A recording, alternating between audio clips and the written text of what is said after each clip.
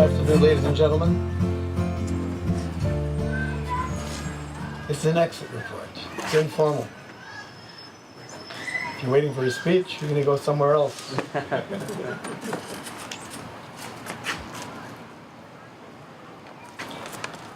First, why accreditation? I want to give you a little snippet of history and where we come in. And that'll explain why we're here.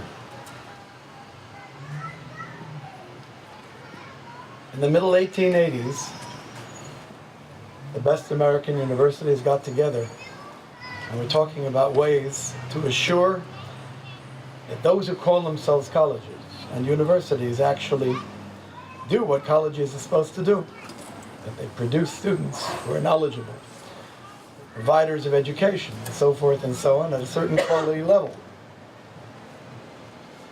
And the last thing Americans want is to have the government coming in to tell them what to do. We know that model from Europe. In fact, to this day, any university in England is supervised by the Ministry of Education and is subject to the whims of whoever it is, Minister of Education at the time.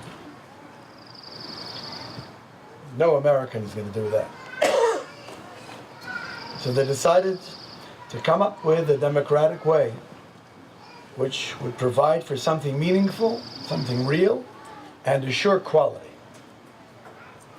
And that is, they would police themselves. Well, if you're going to police yourself, you have to know you're going to measure yourself against what standard. So 7 universities got together and set up a set of standards that all universities have to be able to meet in order to call themselves credible universities. And it was against those standards that they challenged each other to judge themselves. And they came up with an idea called self-study. Study yourself honestly, based upon the basic principles, the standards that were set by everybody, the commonly agreed to standards. Judge your successes, talk about the things where you may come short, what your failings are, and come up with a plan to do what you're doing better than you are. Come up with a 5-year strategic plan with markers along the way to assure that you actually achieve what you set out to achieve. That was the process of accreditation. Many of those who wanted at that time to be able to do what the major universities were doing couldn't do it. They couldn't meet the standards. So it immediately eliminated all those who were unworthy. And all those who were worthy had to work hard to make sure that what they were doing today would not be replicated tomorrow or the day after. What they were doing 5 years hence would be better than what they're doing now. That's the way universities functioned until the beginning of the 20th century. At the beginning of the 20th century, high schools came into the mix as well. Why should they be the only ones doing this? And high schools across the country decided that they too need to set up standards and measure themselves against the standards to see whether or not they had the credibility that the universities had then assumed for themselves. And the United States was divided up into 6 regions. Travel was a big deal. The country was divided into 6 regions, and each region took care of schools in its particular jurisdiction. Over the course of the years, private accrediting agencies began to do the same thing. Forward a couple of years, in the 1980s, there were accrediting agencies of all ilks, of all sizes and all shapes and colors. Most of them credible, some of them not. And at the behest of then the person who left. You remember him? O'Malley? Oh, Tom, sure. Tom? Yeah. He was running for the Department of Education all services to private schools. Tom O'Malley called up then Torah Masorah and said, this is ridiculous. We have everybody included here, but there's nothing for Jewish schools. Maybe we can call the agency and see whether or not we can arrange for an agency for Jewish schools. I got a call from the then executive director of Torah Masorah who said, Kaplan, I got a job for you. Go down to Washington and see what this is all about. It was the beginning of a friendship between Tom O'Malley and myself. And it took 7 years to set up an accrediting agency. Many pitfalls. Many mistakes. We learned from the mistakes. And in 7 years, I was permitted to join the august group known as the National Council for Private School Accreditation, whose pin we are now wearing in our lapel, Dr. Bowman and I. So our National Accreditation Board became part of the National Council for Private School Accreditation, and we were then and are today the only national Jewish accrediting agency that functions in all states, that functions in cooperation with all the other 19 agencies within the NCPSA, that functions cooperatively with the big regionals.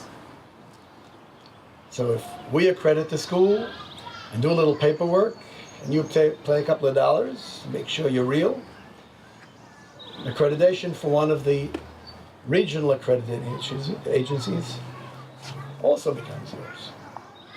So that's where we are today. I'm here representing the National Accreditation Board, which today is an independent organization, not under Torah Masorah.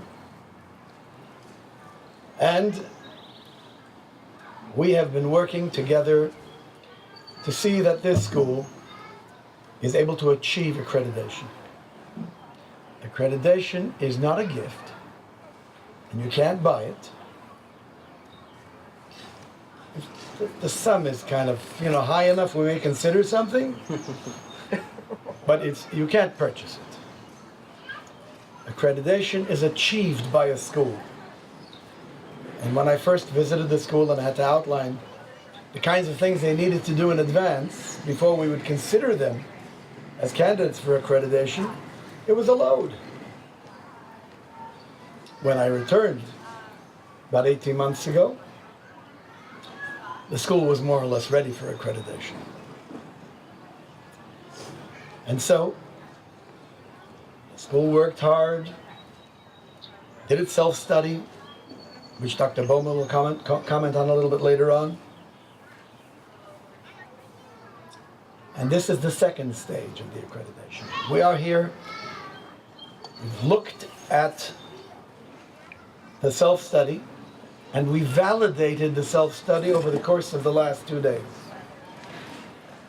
Been in every room, talked to most kids, talked to all the teachers, bothered the principals, made a little noise here and there.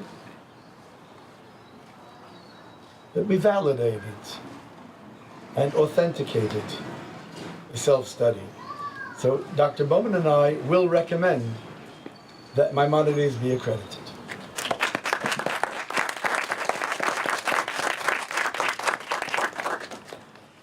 It ain't done yet. First, we will need to write a complete report about everything that we've seen here. And it's extensive and exhaustive. And then that report, together with the various checklists we've had, will be sent out to our board. Along with that, the school will be challenged to come up with a 5-year long-term strategic plan. Once our report and the strategic plan are in the hands of our board, they will then vote formally, hopefully to accept our recommendation, as they do most of the time, and we will officially grant Maimonides full accreditation. Along with that, prior to coming here, I was in touch with the Middle States Association, which accredits the largest number of schools in the northeastern United States, central United States, most of Europe, China. I can go on if you want. Tens of thousands of schools. I've been in touch with them, and the school has registered so that both Dr. Bowman and I are representatives of Middle States as well. So the school, all the accreditation papers are in, will also be able to achieve Middle States accreditation. Not a bad little pitch. For one shot, you get the National Accreditation Board number 1, you'll get NCPSA number 2, Middle States number 3. I know you worked hard, but it's an achievement.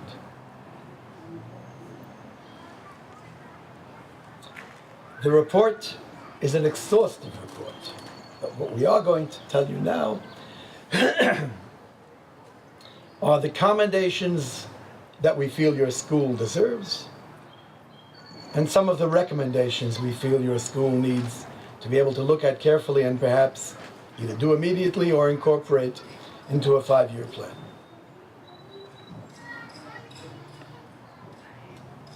My colleague, Dr. Bowman,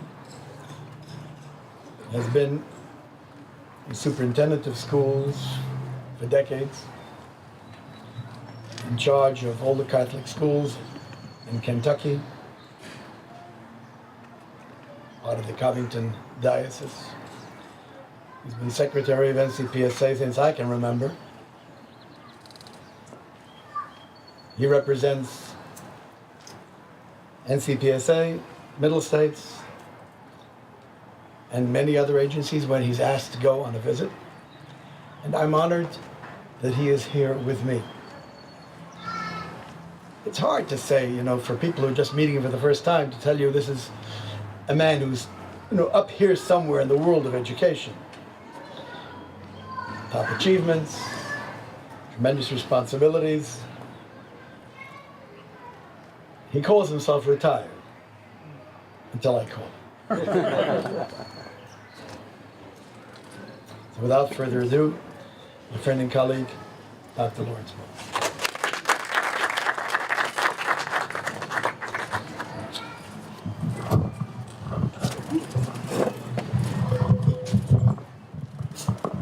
Folks, I'm 5'4". Nobody ever talks about me being up here. I don't know what to do with that. Let me just say, I still teach teachers who want to become principals at Xavier University in Cincinnati and the University of Dayton. And I tell my teachers who want to be administrators 3 things. 1, what will your students remember about you? What you taught them or how you treated them? 2, the heart of education is education of the heart.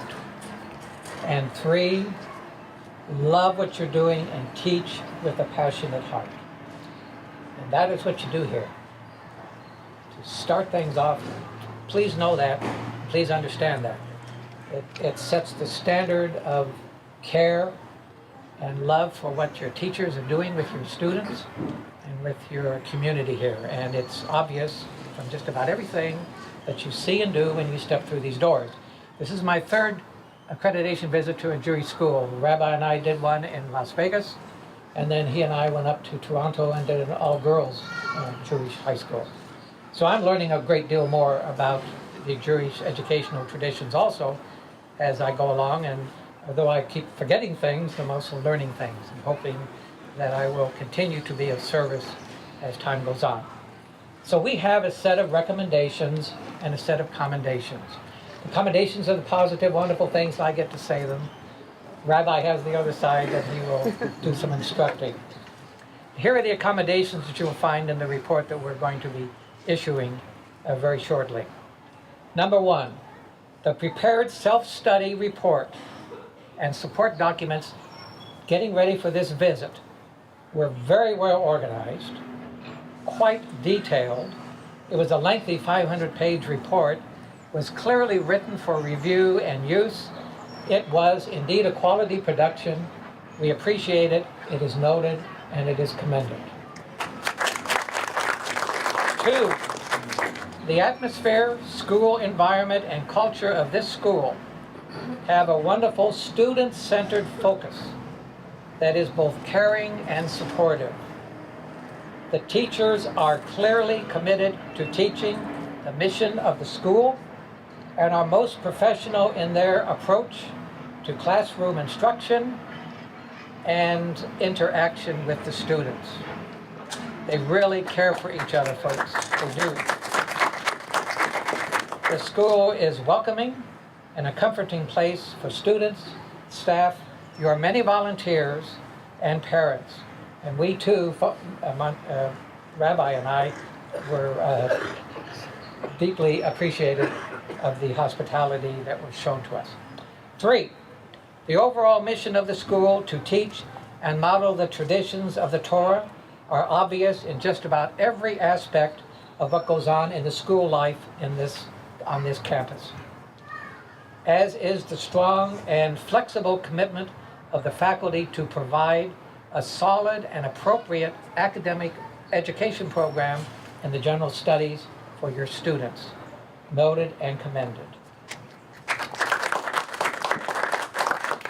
Getting back to the heart theme. Students are the heart of this school. They are a blessing, and their behavior and ability to stay on task is noteworthy, noted, commendable, and exemplary. And we certainly noted that and appreciate it, as should you all. Number 5, the commitment to campus safety and security is an obvious priority as exemplified by the putting up of the new fencing and the student entry and dismissal programs and processes that you have in place. Duly noted, duly commended. Number 6, the ability of the school to raise $240,000 in support of the school budget and in financial support for students paying tuition is again exemplary, noted, appreciated, and commended. Ladies and gentlemen, you have a great school here, and it's got a great future. I was privileged to be part of it, and I appreciate your attention and all that you've done to make this such a wonderful place. Thank you.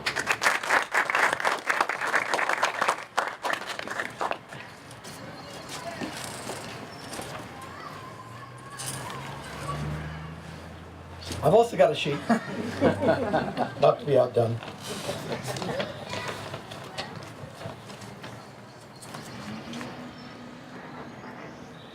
It's not hard to read commendations, it's fun. Recommendations, we hope, fall upon listening ears.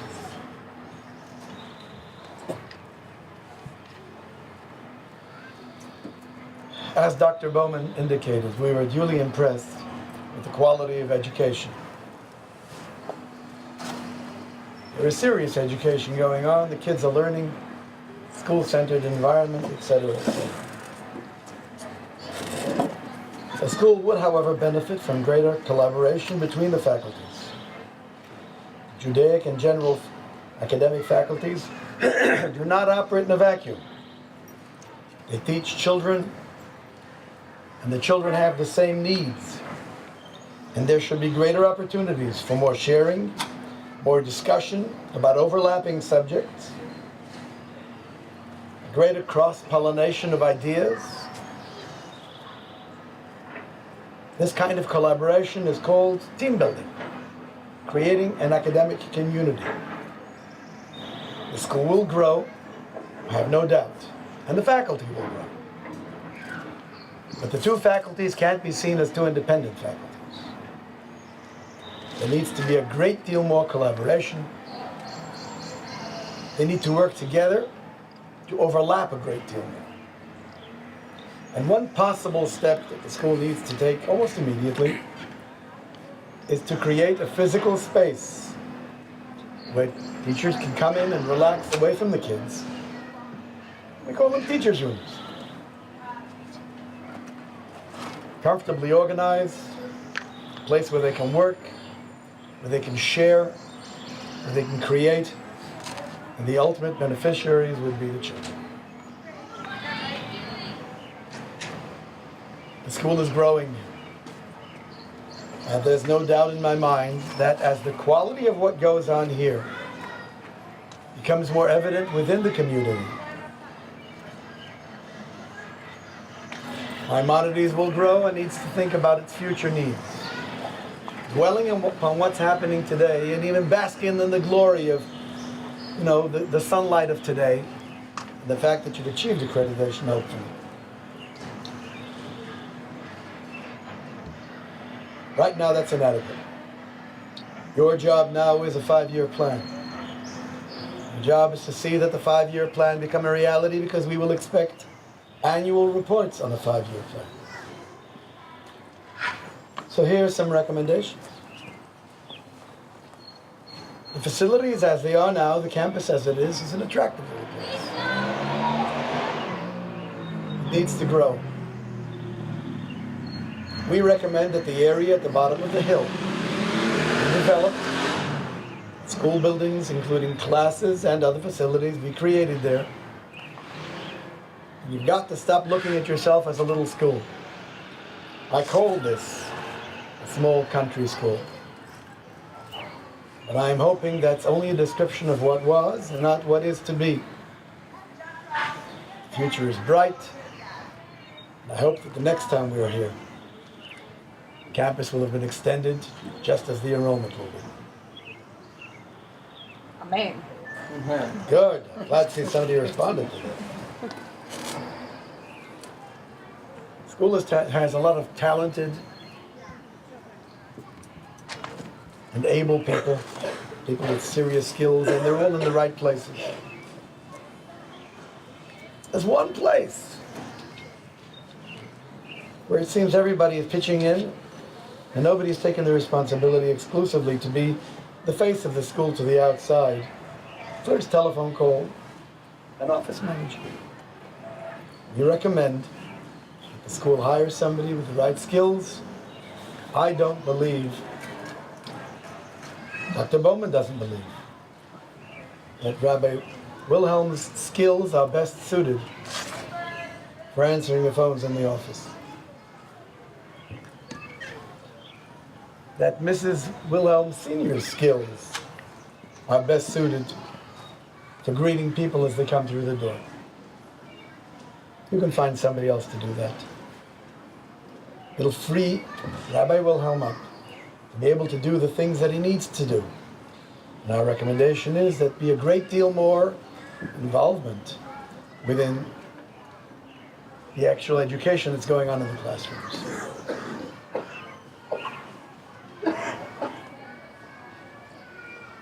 All schools in the United States, this is number 4, all schools in the United States are entitled to federal funding.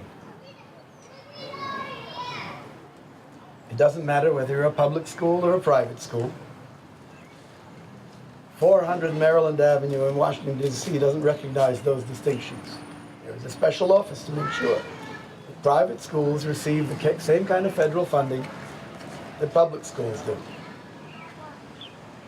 The school would do well to avail itself of some of the title funding that is available to it from the federal government, but trickles down through the local constabulary, the local school officials.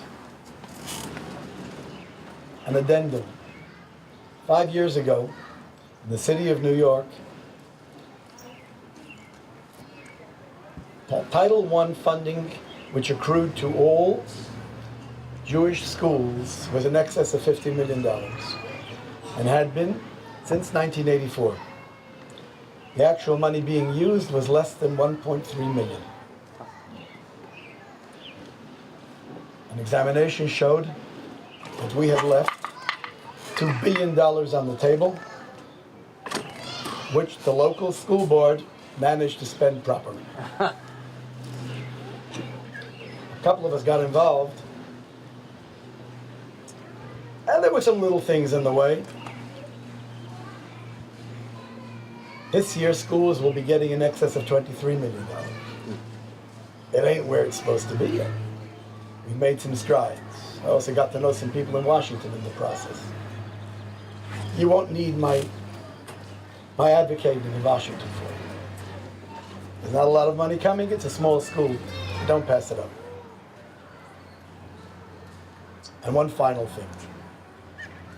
It is our recommendation that the school should show its patriotism, obviously and clearly. Every classroom should fly an American flag, the Pledge of Allegiance. Am I in the wrong country here? Should be recited daily.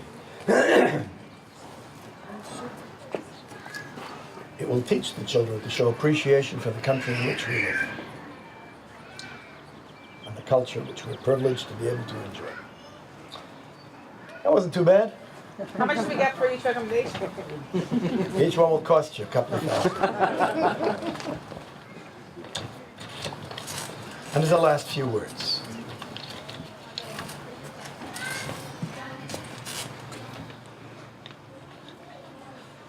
When the idea of accreditation first came up, there was so much skepticism. Mrs. Wilhelm, when we first discussed it, you wanted to know how fast I'm going to get out of here.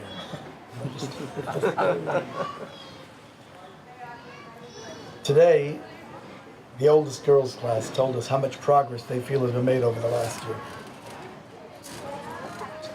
Of course, the teachers recognize it.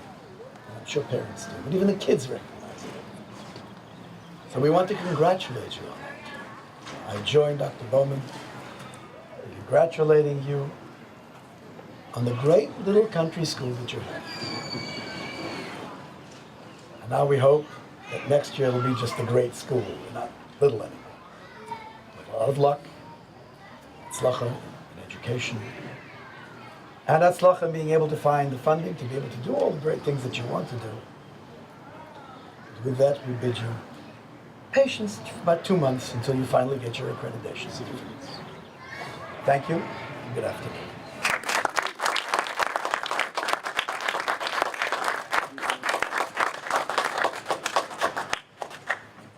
Thank you, friends, for joining.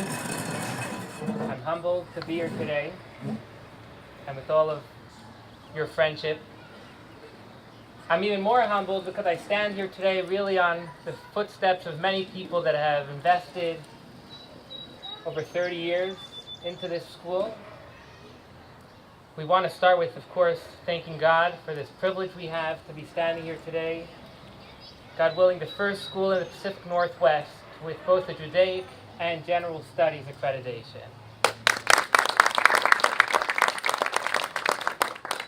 And I will add that not only a Judaic and General Studies education, but a Judaic and General Studies accreditation of the highest standard. That we thank Rabbi Kaplan and Dr. Bowman for their time and energy. Thank you. I want to thank my parents who began this school and whose vision has brought this campus to fruition. Thank you. Of course, we want to recognize Rabbi and Mrs. Chaitin, who have been here over 30 years supporting the school and dedicating their time. Thank you. Many people have been involved, and I'm certainly going to miss many. But I will try to mention a select few that come to mind at this time. We want to thank board member Jim Stone. Thank you very much.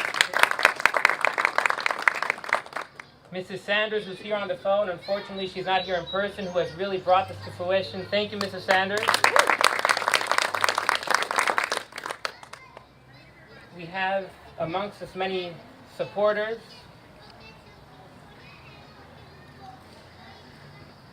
One major friend who has really brought these accreditations to fruition, and without them we would not be here today. We really, really want to recognize the Jewish Federation of Greater Portland. Mark, if you could please stand up. Thank you. We are truly grateful to the support, and we recognize that today's accomplishment was with collaboration and the help of the Jewish Federation. Thank you. Thank you, everyone, and may we go from here, from strength to strength, and may we only continue educating the youth, educating all of us Thank you.